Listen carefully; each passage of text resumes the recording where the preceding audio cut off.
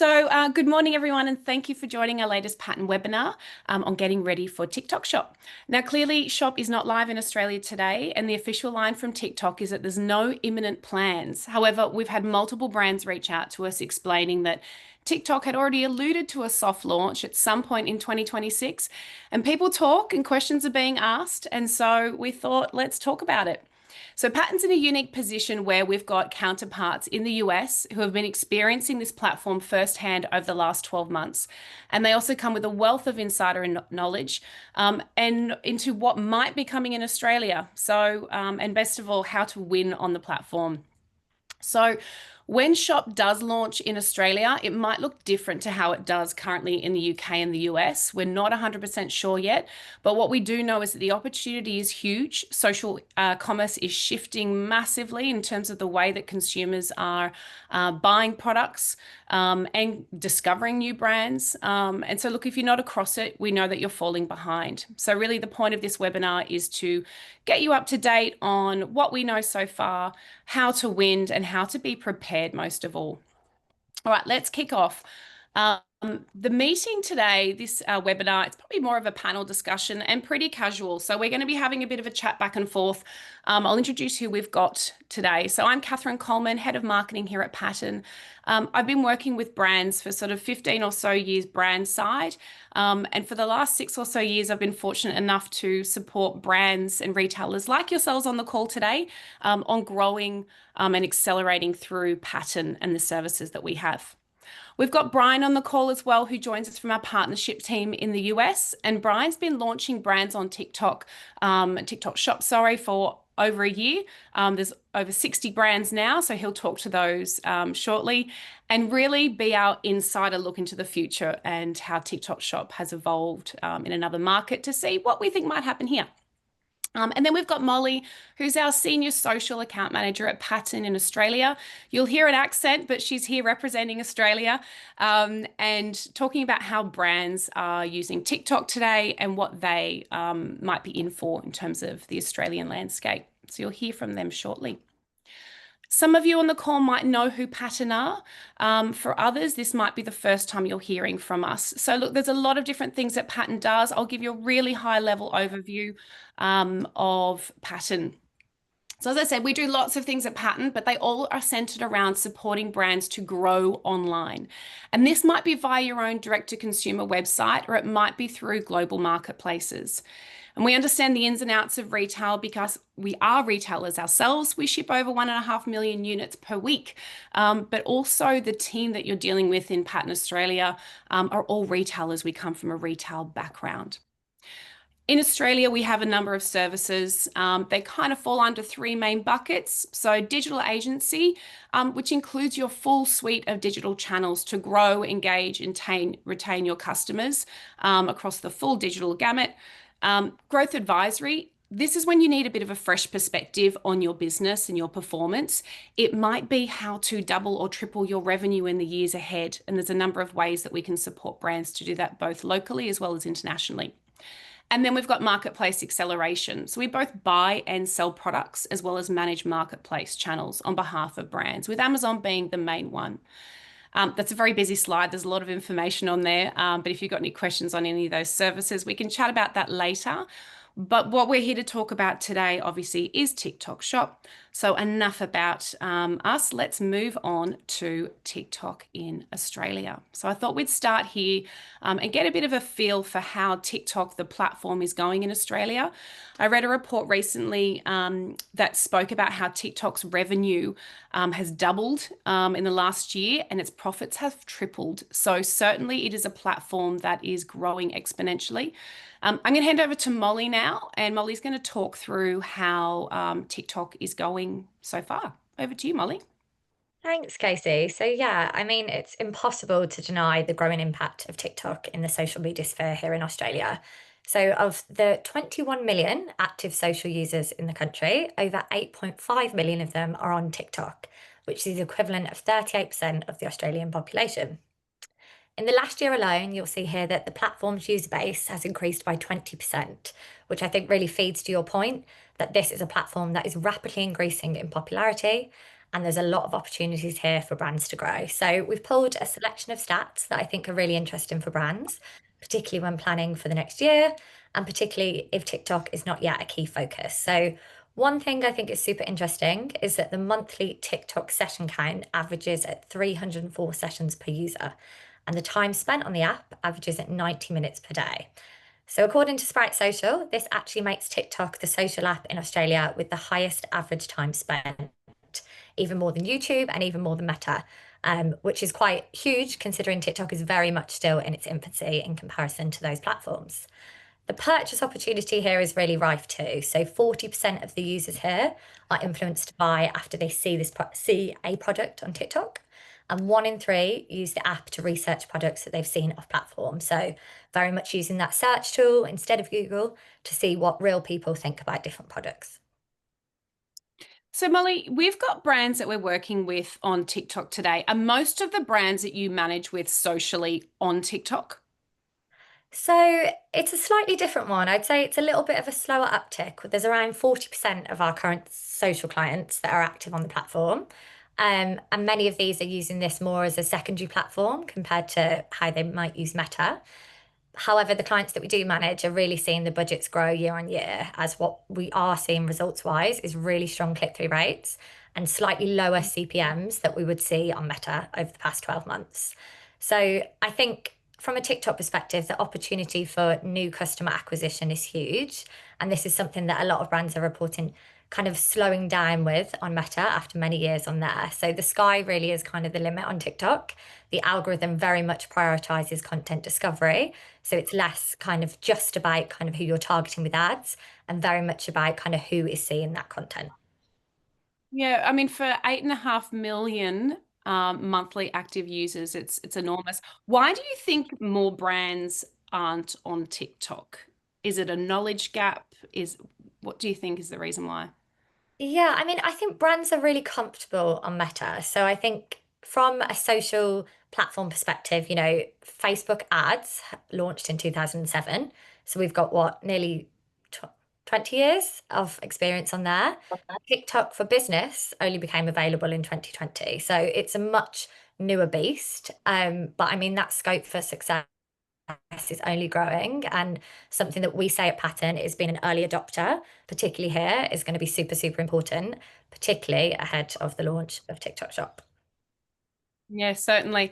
We'll move over to Brian now because this is how TikTok is right now. I'd imagine a few years ago there were probably similar-ish stats maybe in the US, but obviously things have grown massively. So, Brian, I'll hand over to you to talk through what you're seeing. Now, this comparison is TikTok Shop, not TikTok, but let's talk about TikTok Shop and how it's going. Yeah. So first off, super excited to be with everyone in Australia. I've had the opportunity to meet with brands from Australia as kind of the US counterpart. And it's been super fun to talk to all of you. What you're saying, Casey, is 100% true. When you look at things in terms of ratios, obviously the US population is vastly different than Australia. But if you look at like the number of users, if we were to go take a snapshot of this exact slide and like rewind the clock back 3 years before TikTok Shop had launched, these numbers would look a lot more similar in terms of ratio to like population size. And so since the release of TikTok Shop, maybe not all entirely due to TikTok Shop, but definitely due somewhat in part, like these numbers have skyrocketed. So you look at that, like that audience size, 194 million monthly active users. That is more than half of the US population on TikTok. But I think the craziest stat of all of these is 120 minutes spent on the platform daily. So Molly pointed out that 90 minutes. Actually, when we were sharing these data points about a year ago, that was the average time spent on the app. And so since the launch of TikTok Shop, that has grown exponentially. People are spending 2 hours a day on the platform. And then you think about like the number of times they're opening the app, it says 20 times. Like people are constantly engaging with their phone, they're constantly pulling up TikTok, and really they're not going there to buy, they're going there to be entertained. So it has like this huge audience capture, which has just been taking the US by storm. It's been super, super fun. And then you look at the adoption of TikTok Shop, I think that adoption is growing month over month, but As far as users on the platform are concerned, about 75% have actually made a purchase. So the adoption has been really, really high. And it's been interesting because if you look at the East, like China, they've been buying through social for a very long time. I'm sure we'll talk about this a little bit more. For the US, completely novel idea, wasn't happening. And the adoption on the marketplace, I think, has been really, really interesting, maybe surprising to some people, but super fun opportunity for brands that have adopted the platform to be able to capture. That 120 minutes somewhat blows my mind. If you think about, we work 8 hours a day, we have families, we need to sleep 8 hours a day or whatever they say we need to have. There's only so many hours in the day. And if we're spending more and more time, or you guys are spending more and more time on TikTok Shop, are they fitting in the other social channels, or is like Instagram out the door, is Pinterest out the door? Like, are these other channels declining and TikTok Shop is taking that share, or are they somehow fitting it all in and just sleeping less and socializing less? Probably all of the above, but there is a decline. And if you look at TikTok Shop, like it is capturing attention share. And I think that's really one of the interesting reasons why brands are moving on to TikTok Shop is because they're going where the eyeballs are. And so as TikTok continues to grab more and more people's time and attention, that's where brands are going as well. And so we could probably talk for a long time about why TikTok is winning audience, but the reality is like that's where the eyeballs are going. And so brands that want to succeed, that want to grow, need to go there as well. Yeah, definitely. All right, on to this one here. And this one also blows my mind a little bit. We're comparing it to a marketplace now. So we're talking about entertainment and we're talking about social channel, but now we're comparing to marketplace growth. Talk through this one, Brian. Yeah, so I think this kind of reinforces the point, and I think like this is really powerful to look at. And actually, this little screenshot here is somewhat old. This is a look at data at the end of 2024. So I wouldn't be able to say exactly where it's gone from this point, but TikTok, I know, like was only live in September of 2023. So you think about that in terms of adoption, like it is already the fourth largest marketplace in the US, and that happened in under a year. So I'm not sure if it's overtaken Temu yet. Very possibly it's close or already has, but just in terms of like where like TikTok came out of nowhere and now is in the top four of online marketplaces in the United States. And so and trending upward. So it'll be interesting to see how this looks at the end of this year. I think it's very possible, if it hasn't happened already, that TikTok Shop is the #2 online marketplace in the US. Obviously, Amazon in the US has quite a bit of distance ahead of that, and I think that's probably not going to change anytime soon. But it will be pretty interesting if we come to the end of 2025 and see TikTok as like the second place where consumers in the US are actually making purchases. Certainly, that growth is enormous. Now, when we talk about product discovery, and that's the next thing to go on to here, in Australia, we release a report every year. It's a marketplace consumer report. And we talk about how how consumers discover new products. And generally, in the past, it's been Google. They'll go onto Google if they're looking for something.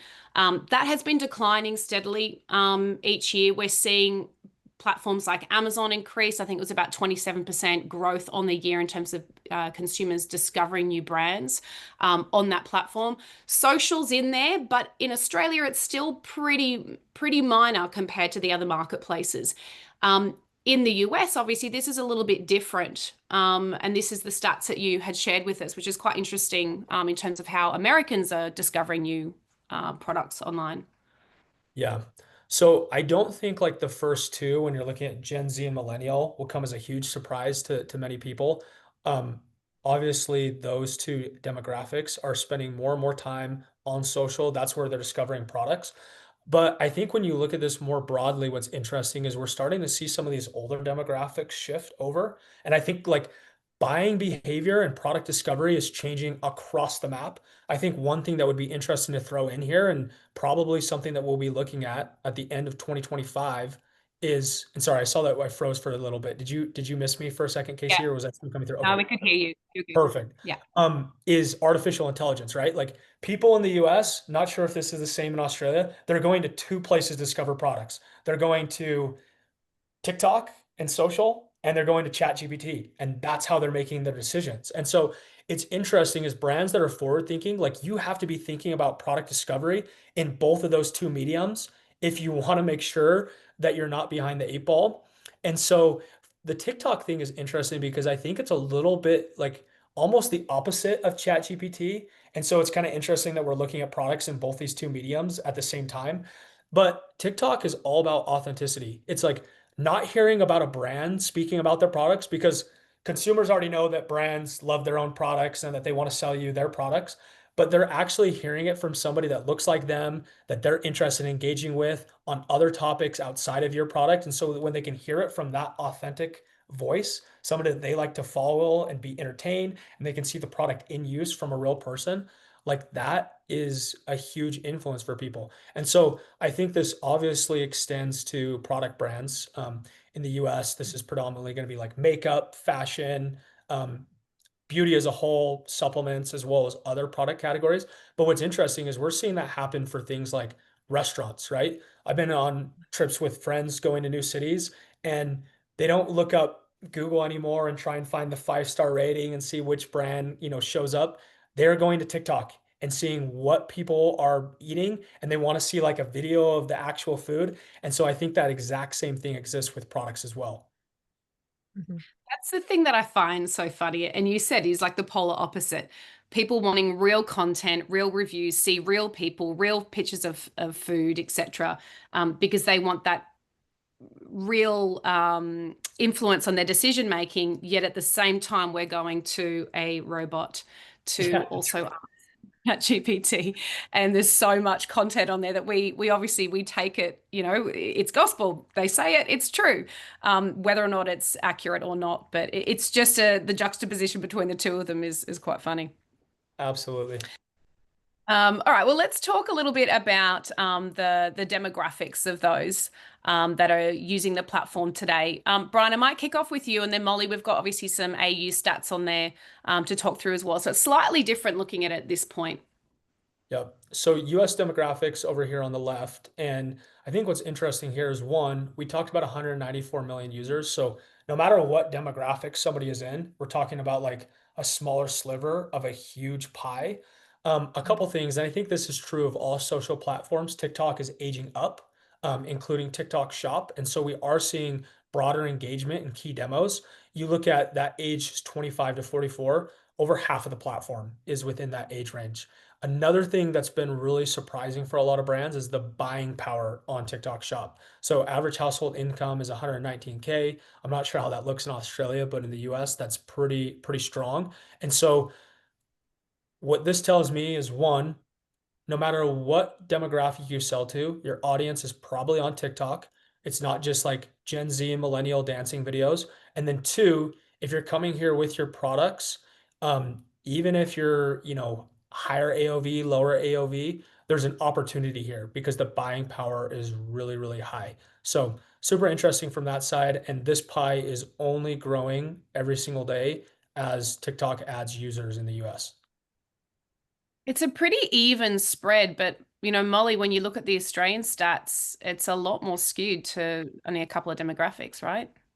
Yeah, I mean, it's definitely Gen Z and millennials that are the driving force in Australia currently. So these stats are from January 2025, but I mean, I'd be very interested to see by the end of the year how that has changed and how that has evolved. So I think to Brian's point about, there might be a small percentage, but it's part of a wider pie, really bringing it back to that fact of how long people are spending on the platform each day is important. So, those older generations might not be a huge percentage of them on the platform, but let's say your Gen Xers, they are reportedly spending 6 hours and 5 minutes per week on the platform. So there's still a huge opportunity for sales there, a huge opportunity for brand awareness.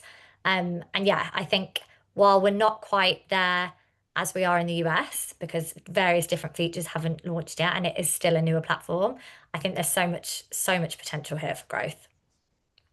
Molly, in terms of what you see in Australia and I guess consumers of the platform versus content creators on the platform, are the demographics, do they tend to be quite similar? Yeah, I'd say so at the moment. But again, I think this is something which will evolve. So I think, Brian, I know we've chatted before about how there's quite a lot of kind of those boomer characters, creators that are coming onto TikTok. I definitely saw that in the UK. They were some of our strongest converters. And I think this is something that we will see in Australia. It will just take a little bit more time to get to that point. Yeah, maybe one final thought on that, because I think you bring up a great point, Molly, and I'll be interested to see, like, I wish I knew a snapshot of what this looked like before the launch of TikTok Shop or even a couple years ago to see how this has changed. But quick anecdotal experience. So Pattern, we're a partner with the global team here in the US. And so what that means is that we've been able to go to star creator events. And so these are people that are some of the top revenue generators on the platform in the US.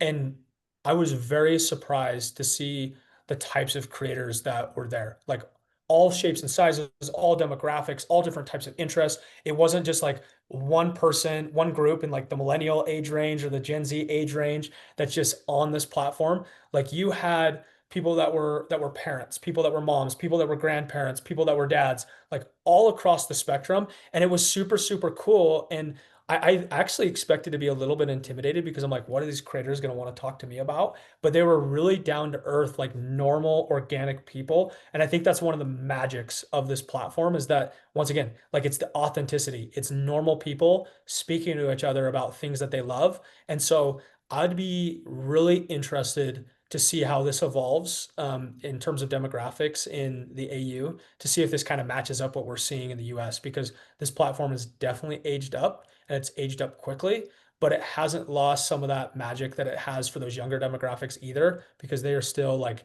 creating tons and tons of video on the platform. But this is the interesting thing because I think in Australia, and we'll talk a little bit more about this in a couple of slides, but you know, we're used to influencers and really beautiful people in Australia that are being paid to promote a product, and you know, there's an aspirational element, so people want to look at beautiful people. But this is an entertainment platform, and when you're entertaining, it doesn't matter what you look like. You've just got to be really funny and you know, these people are creating entertaining content because it's their revenue source. They're making money out of this platform. So no longer is it about one, you know, 20 grand paycheck to do a video.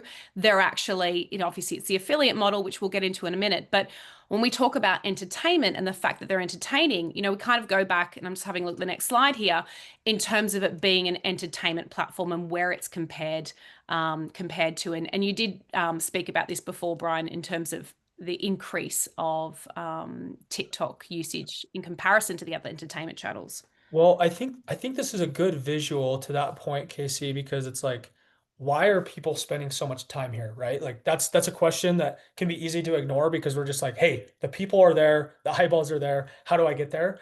But I think the reason why we've talked about authenticity, I think that's a huge reason. But you look at this in comparison to these other entertainment mediums, and TikTok is winning the day, and it's super interesting, right? You've got Netflix, you've got YouTube. You've got Spotify in the US. These are huge platforms that are taking up tons of time and attention from people, but TikTok is winning the day. And so, why is that happening? I don't want to use the word authenticity again and be redundant, but I think that's a huge reason. I think also to your point, like this is a place where it's democratized. So you don't have to have an earned following like you do on Meta, right? When you're on Instagram, it takes a long time. It can feel like this huge moat to go and build like this Instagram following that where brands will actually pay you for it. Whereas on TikTok, any piece of content can go viral.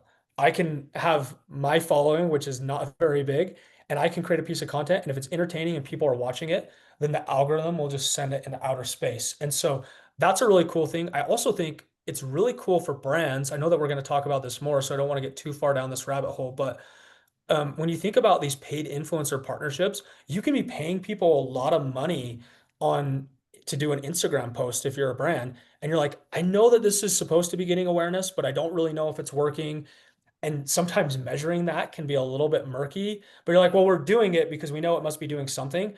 TikTok, completely different game. Like you can see exactly what performance everyone has because it's revenue driven. And we'll talk about the mechanics of that, but it very much lends itself to like the merit of the content rather than just how many followers you have on your page. One other thing, not to, now I am going down the rabbit hole, but the other thing that's cool about this platform is that the content can live on, right? Like Meta, it's very static. And I actually think that Meta is kind of changing the algorithm a little bit to allow it to live in feed a little bit longer.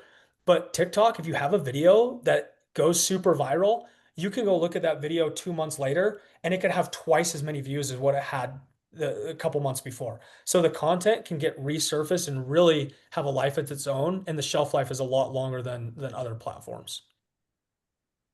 Brian, before we go on to the next section, we've just had a question from Ari come in about the categories that we can sell on TikTok Shop. This question is regards to alcohol. Now, in Australia, I'm sure we don't know probably at this point what the rules are going to be, the legalities around promoting alcohol brands on TikTok Shop. I know there's obviously some stringent advertising laws currently. What does that look like for the US? Have you dealt with any alcohol brands or have any knowledge about that?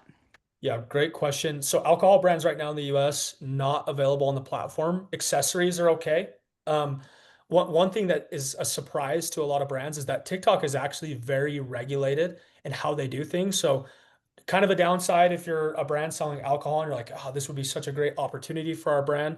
100% hear that. But for maybe a brand that's regulated and is nervous about what are the implications of selling on this platform, it's actually very, very safe and very regulated from that standpoint. So fortunately, at least in the US as a reference point, alcohol is not allowed, but we'll see if that changes. I think as the platform matures, there will probably be more regulated industries that are allowed on the platform. But I think for this initial launch period, they're definitely playing it a lot more safe. Yeah, great. Thank you. If any other questions come through, please feel free to pop them in the chat. I'll be checking it every now and then, and I will try to deal with them in real time when it's relevant. If not, we can pick them up at the end. We'll have hopefully some time at the end. Now, what I want to get into next is just around getting started. There's a lot of information and there is a lot of differences. So I thought it might be great if Brian can talk through how he currently works with brands in the US, or how Pat and work with brands in the US, what some of that experiences look like and some of the learnings that you've got. So we'll kick off on this one, Brian. Yeah, so a couple things, and in KC, maybe this is something we'll talk about more on a later slide, but just a quick little side note. This is Philips Shop in the US. So Pattern is the agency that's running all of Philips TikTok Shop. And so one thing that's interesting for people that are getting their first exposure to what TikTok actually looks like, there's a lot of transparency on a number of different elements. One of those is units sold. So you can see there 121K units sold. And what's interesting is I sent the KC this screenshot probably 2 weeks ago. Now, just talking about like what the velocity of products look like, this has gone up over 20K. So if I were to send a screenshot that was updated, I think this would probably be 140,000 units plus. So 20,000 units have moved, maybe more in under 2 weeks. Just a quick little side note there. But in terms of how Pattern's supporting brands, so we really are an end-to-end partner for our brands that we're supporting here in the US. As Casey mentioned, we're managing over 60 brands. And one thing that's interesting, just given the nature of the platform, is that most of the brands that we've managed are a complete cold start, meaning that no TikTok shop, we built the shop for them. A lot of them like great products, great brands, but very low followers. Like they had little exposure on the platform and we've helped them grow from scratch. I think Philips is a really unique case study because they actually didn't even have a TikTok page. And so we had to go like create the TikTok page for them before they created the shop. 0 followers. We grew that follower account up to, I think it's at like 12,000. Another side note, one thing that's interesting is that follower count is not really what matters on TikTok. Once again, it's like the merit of the content. So if you're a brand that's like, hey, we don't have all these followers the way that we do on Instagram, the way that we do on other social platforms, not a big deal. Like you still have an opportunity to compete on TikTok Shop. But the two things I'd point out is one, we're an end-to-end solution. So we're doing all the different functions. We'll get into what those functions look like here in a minute.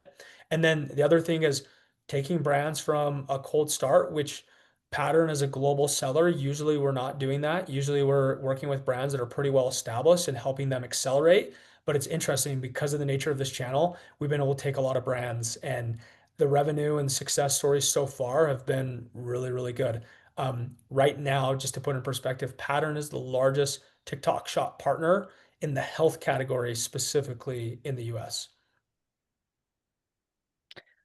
That's I think in terms of the number of brands that could be going on this platform, and I think it's really interesting that you have launched a lot that have got zero TikTok at the moment. So even launching it. With you mentioned followers and that it's not all about the number of followers that you have. There is still a minimum recommended, right? Before you actually launch shop. Yeah, when we're working with a brand that is brand new to TikTok Shop, usually we're trying to grow the follower count to 5,000, which is not that difficult to do.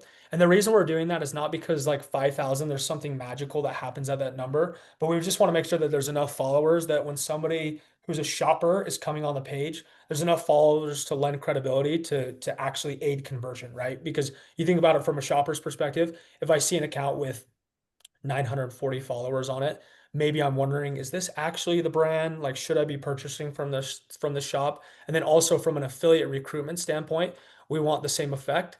With that being said, we've got a brand right now that's crushing it, that has like just over 1,000 followers. They didn't want to really put a bunch of marketing dollars into growing the follower account, but they've got great products. And so we kind of took it and ran with it.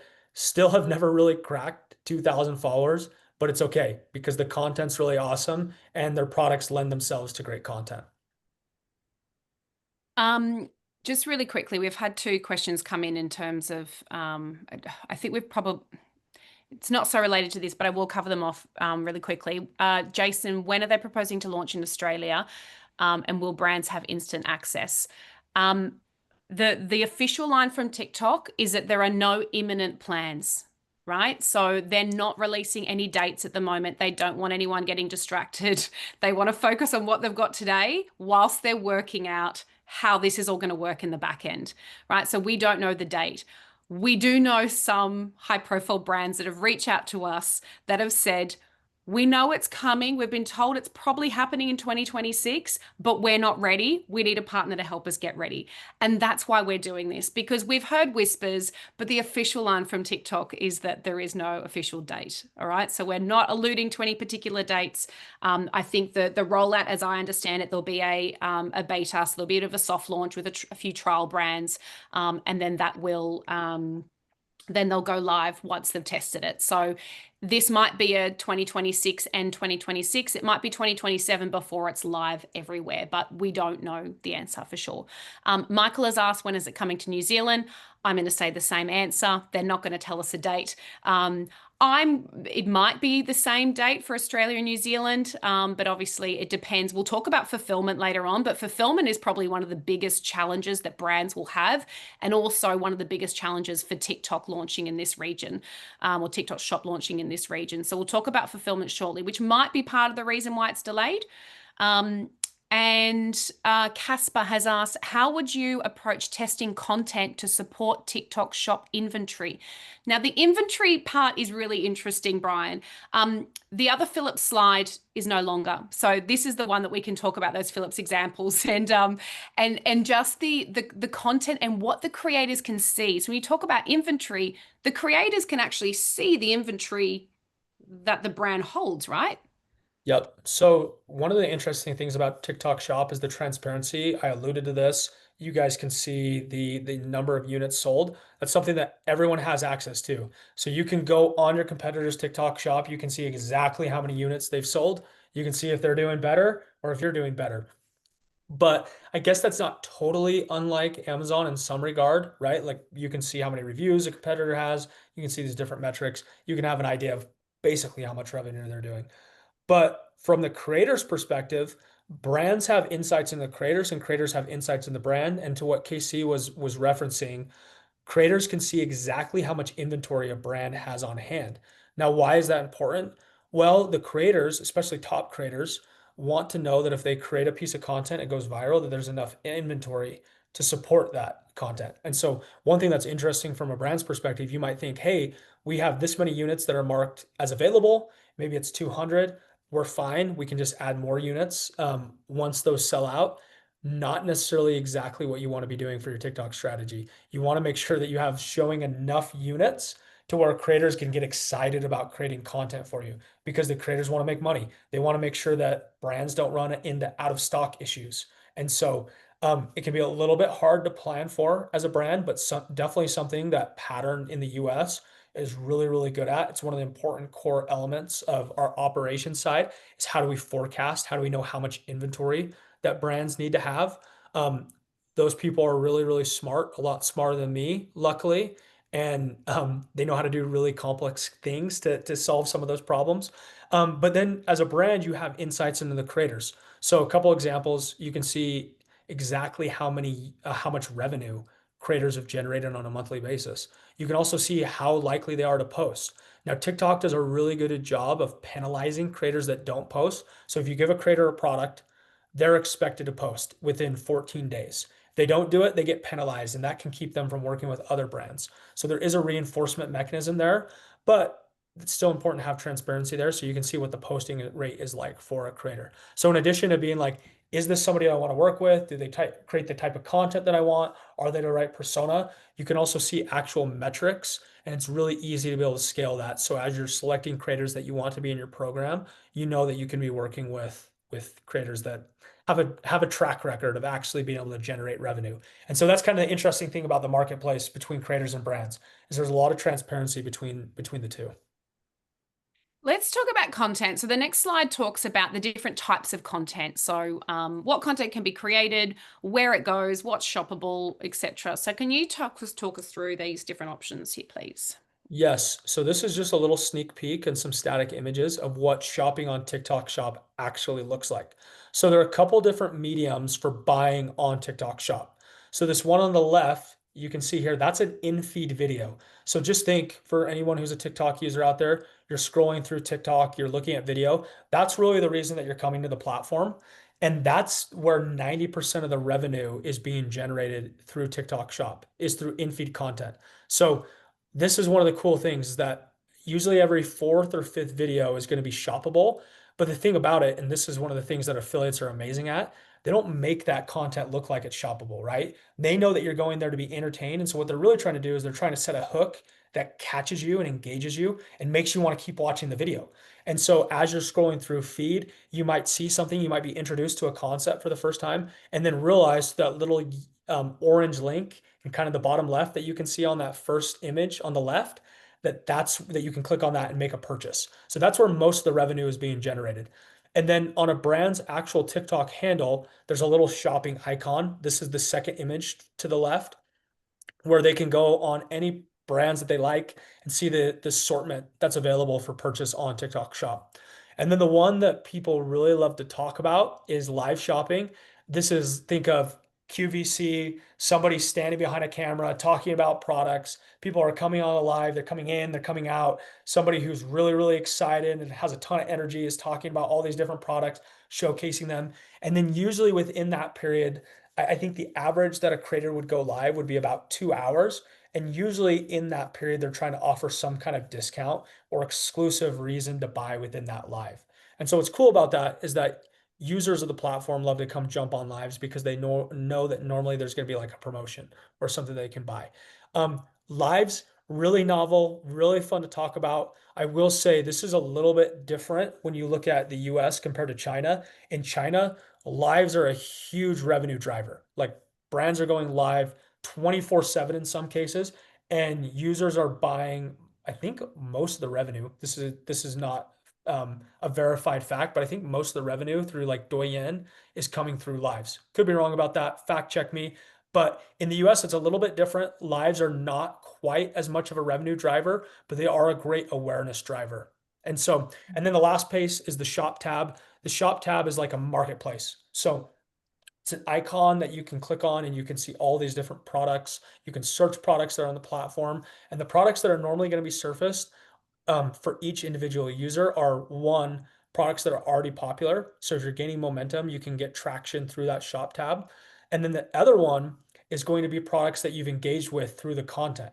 And so this is another reason why content is king on the platform. If you've gone and watched a video or clicked on a product link in a video and haven't purchased, TikTok is the best retargeting platform in the world. They know exactly how many times a user needs to see a video in order to buy.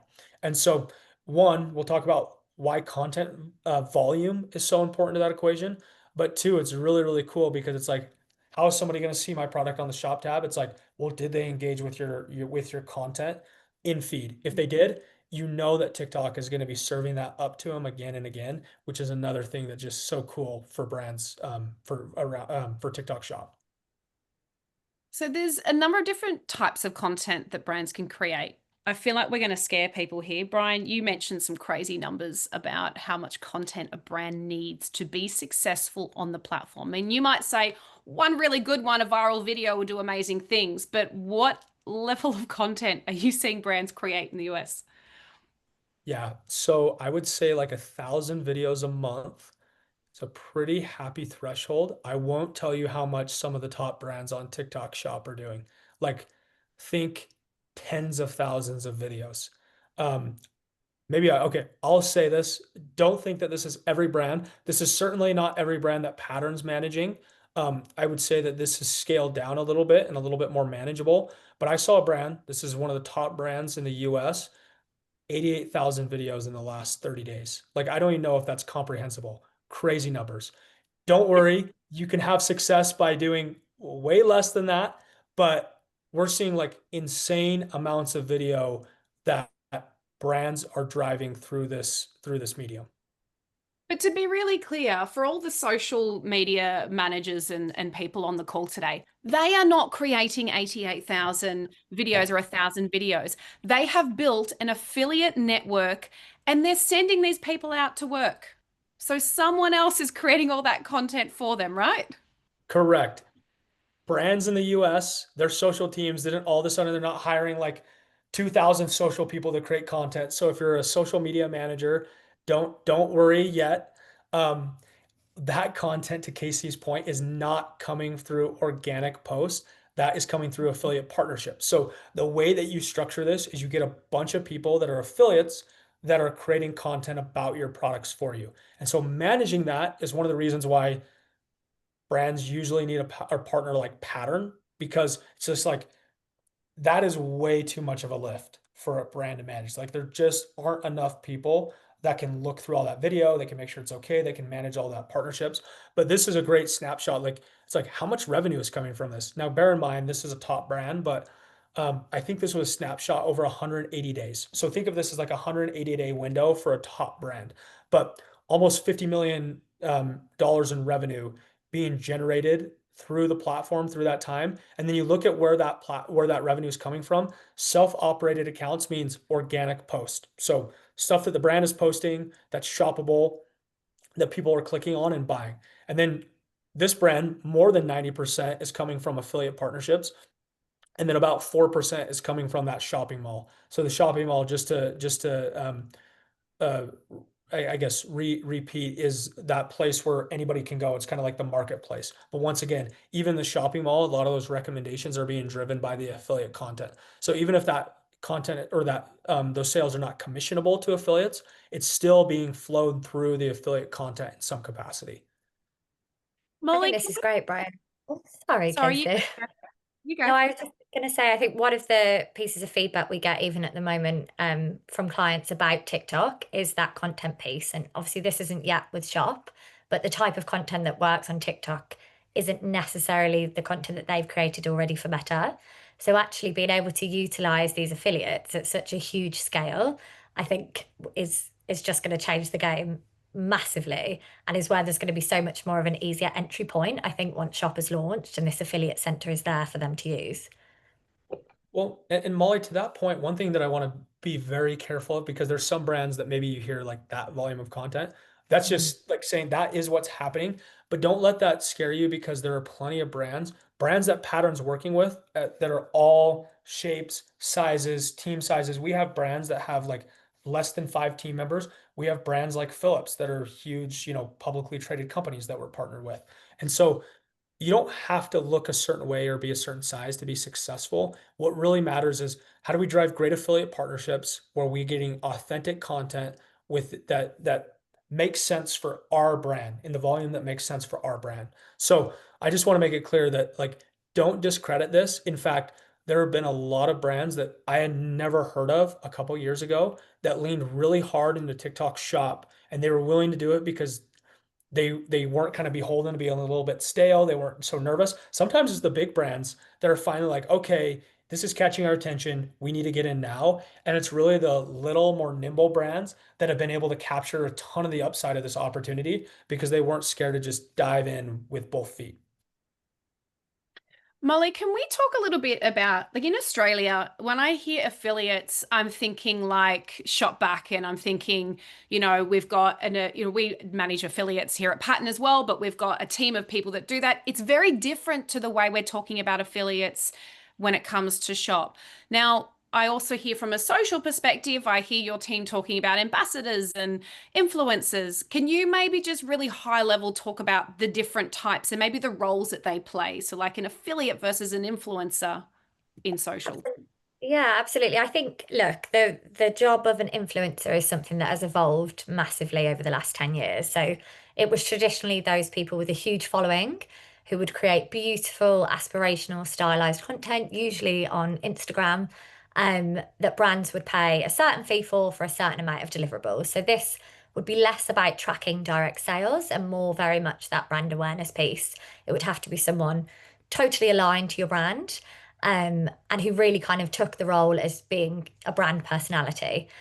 The affiliate style of creator that is growing more and more, and is something that we do encourage now, even before the launch of TikTok Shop, is very much commission based. So similar to the reward style that we do often with our affiliates team in Pattern, but on social. So affiliates, we'll give a piece of product to, we'll be able to track the exact sales that they're doing, and they'll get commission, usually around 10 to 15% on every sale that they make through that promotion. So it's less about them being aligned with the brand. Here you can be a little bit more of a risk taker, perhaps, because this person isn't saying, I am the face of Philips. They are saying, I love this product from Philips. So it's more about that authenticity that Brian was talking about earlier, those real life reviews, and very much a different piece of content that they would generate compared to your typical influencer.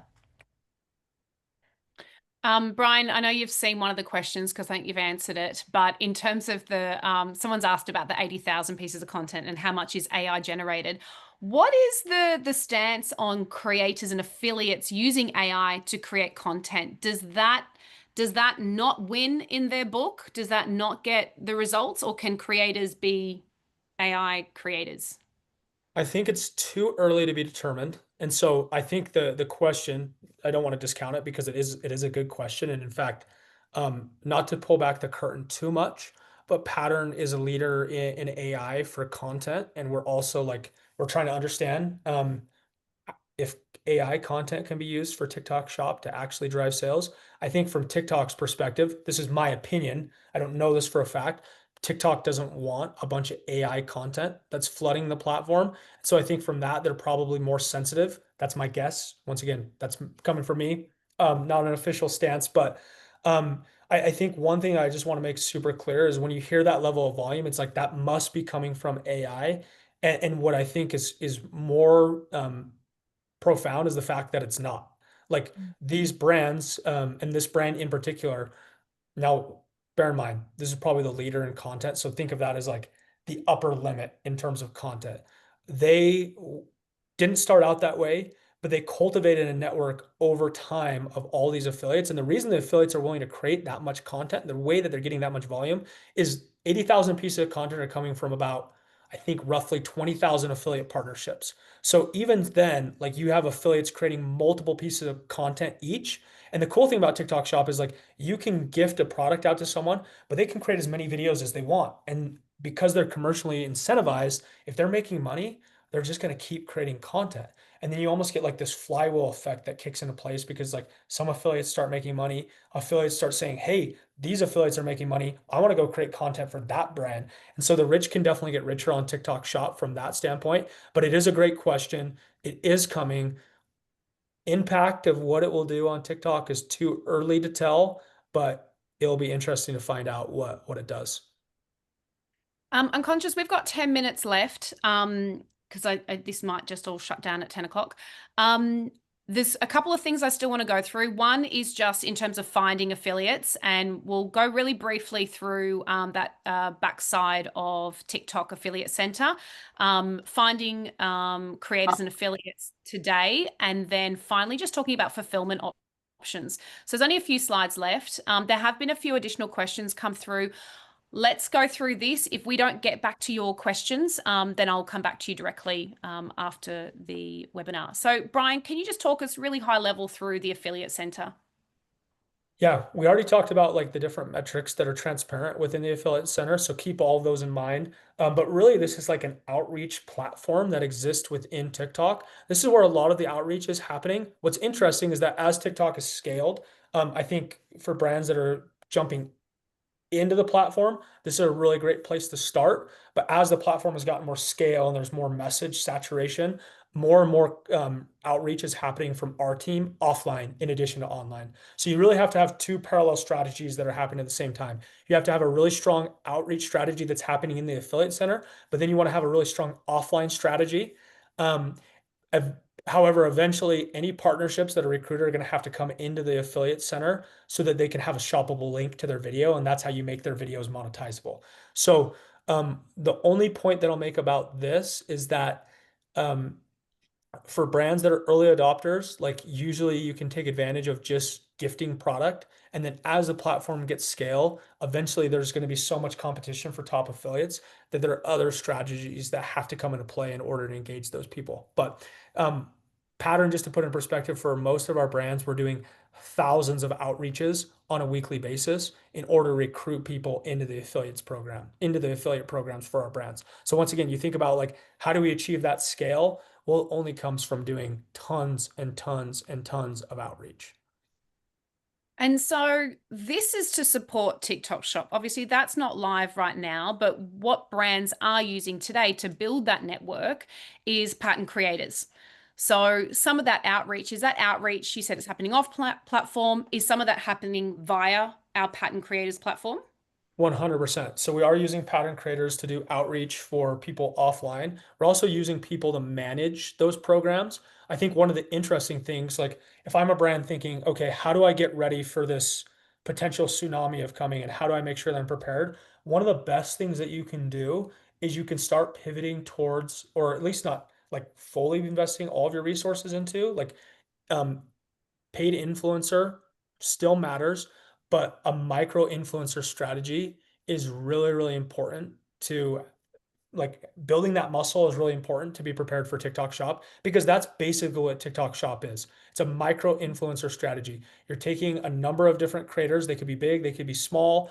You're giving them a product and they're making money by creating content and receiving commission from sales. And so what's cool is that the creators platform was really built to do that before TikTok Shop ever existed. And we're still using it for brands because obviously we want to have a multi-channel strategy. As important as TikTok Shop is, we want to have other platforms too. We've got YouTube, we've got Instagram, we've got these other important social platforms. But how do you manage a ton of different ambassadors at scale and make sure that they all have affiliate codes and they're all getting products and they're all getting the right product? We're keeping track of payments. All that can be done within the current platform. And we're definitely still using that for brands that we're supporting on TikTok Shop. In fact, it's become more important, I'd say. Awesome. And finally, we know we need a lot of content. We need to build that affiliate network. Fulfillment. Now, fulfillment in Australia, we're not sure what it will look like yet, but can you talk us through the fulfillment options in the US? And it might be a mirror of what we do in the US here in Australia. Yep. So 3 different fulfillment options. So you got Fulfilled by TikTok in the US. This is basically using TikTok as a 3PL. Not a bad option if you don't have a 3PL and you're early in. I do know that TikTok Shop or Fulfillment by TikTok, I think the program got filled pretty pretty quickly. I don't know where it's at today. I know that it was heavily subsidized by TikTok, so I'm not sure if pricing has changed. But not a bad option. Obviously, if you have a 3PL partner, that's a good option. So if you have like a fulfillment center, or you can fulfill through your own fulfillment. One thing that I'll say for Pattern Brands that's very unique, we're actually the only partner in the US that's running this model, is, as Casey mentioned at the very beginning, we buy a lot of inventory from brands. And so we can sell from a brand's TikTok page out of Pattern's own fulfillment. We're the only partner right now, I think, in the world. Could be wrong, but I'm pretty sure in the world that can fulfill from our own inventory. And so that's like a very neat and tidy solution for a lot of our brands, especially enterprise brands. Are like, hey, we don't want to have to piecemeal this. If you have a custom website, it can also be very difficult to get on TikTok Shop because really the integration is only native to Shopify. So if you've got a Shopify store, great, you can connect it in, you can fulfill through your D2C fulfillment. But if you don't have those things, or even if you do, using Pattern, at least in the US, is like a one-stop shop where we own your inventory already and we can just fulfill, and we can also manage those inventory levels and all that different complexity. Makes it really, really slick for our partners. Yeah, some of the brands we spoke to, they don't have D2C. There might be an FMCG brand that's sold. They might be on Amazon. They might be in grocery stores or in department stores, etc., and they don't have their own fulfillment. And this was probably one of their biggest fears of TikTok Shop, going, how am I going to fulfill these orders? And this is something they can't leave till it's live. They need to kind of have these conversations now and work it out. 100%. That's exactly what we've experienced in the US, Casey, like brands that are dealing with those problems. Yeah, perfect. All right. Well, look, what now? We're at the end. So really, there's three key takeaways that I want you to take away from this. So firstly, test and learn. If you're not on TikTok today, or you're just dabbling, or you're not quite sure what you're doing, it's time to get serious about the platform.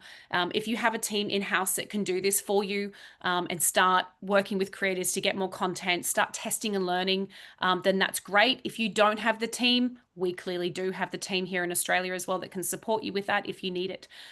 Building a creator network, we spoke about the importance of that. So even though Shop is not live today, you may be working with influencers, you might be working with some affiliate partners or ambassadors. This is a network you need to build up now. You need to start testing. You need to start working out who are the right creators for your brand, so you're not starting from scratch when Shop launches. So the Pattern Creators platform can certainly support you with that, as can our team. And then fulfillment, as we said, that's probably the more tricky logistical nightmare for some to get off the ground. So if you don't have your own D2C, or you don't have a way to fulfill these orders, then that's something to start looking at as well. Now, look, that brings us to the end of the webinar. We've only got a couple of minutes left, so not a whole lot of time for questions, but I'm seeing there is one more in here. For the creator conversions, is it usually more effective with a coupon code, e.g. 30%? Brian. Yeah, so it doesn't have to be 30%, but coupon codes are beneficial. One of the things that most brands are looking at TikTok for is a great way to reach new customer. I think I saw a stat that about 52% of customers it estimates are brand new to or new to brand through TikTok Shop. So it's just a great place to find new customers. And so when you're looking at your strategy and thinking about like, what is this platform for? You want to be using it to try and like have offers that that are designed to attract people that are new to brand. So, but not every sale has to require doesn't require a coupon, but it definitely can help aid with conversion. I'd say 30%. It's a pretty rich coupon. Doesn't need to be that. One other question, Casey, that I saw in the chat is affiliate commissions. On average, 15 to 30% is kind of the range of which what a good affiliate commission is. Usually our recommendation is to start higher because you can always lower that commission over time. So as you're trying to get traction, start higher, get a bunch of people really excited, and as they're making money, they'll have no problem with you kind of lowering that commission to make it so that it's more efficient and that profitability is easier. Amazing. Thank you so much for that. Any other questions, we will contact you directly after. But with that, we close. Thank you so much, Brian and Molly, for your time. Thank you, everyone, for your time joining the webinar this morning. We hope you found it useful, and reach out if there are any other questions or any way we can help you. Thanks so much. Bye. So much. Bye.